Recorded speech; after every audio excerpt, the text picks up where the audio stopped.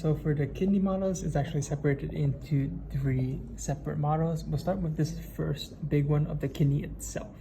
Around the kidney, you'll find what's called the renal capsule, all this brown layer encapsulating the kidney. Next, we have layers of the kidney.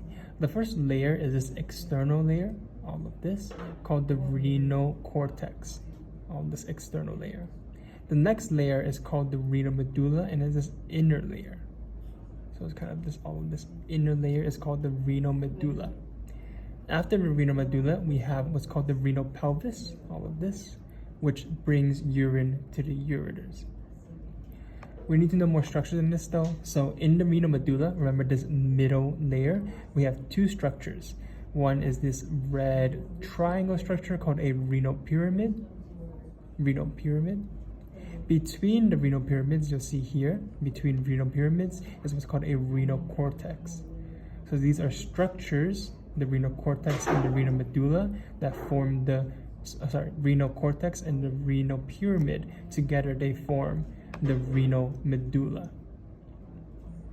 Here, at the end of each pyramid, we have what's called a renal papilla, the smiley face. This is where urine drains into, where it drains into the minor calyx. So these after each pyramid is called a minor calyx. When the minor calyxes combine, they form a major calyx. When all the major calyxes combine, they form the renal pelvis. Next thing you need to know on this model is just the arteries and veins. Here's the renal artery and the renal vein. How blood flows in the kidneys is really important to know. It starts from the renal arteries to the segmental arteries.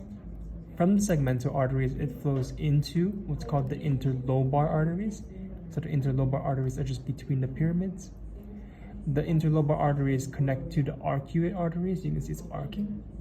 Arcuate arteries connect to the interlobular arteries, where it will go into an afferent arteriole, into a glomerulus, coming back out in an efferent arteriole, where it will meet in the capillaries, and then come back in what's called an interlobular vein, into arcuate vein, into interlobar vein, into renal vein.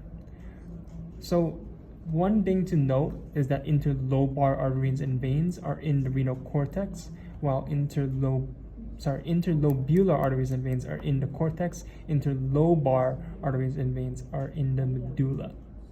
And you'll also notice that for veins, there is no segmental veins. There's only segmental arteries.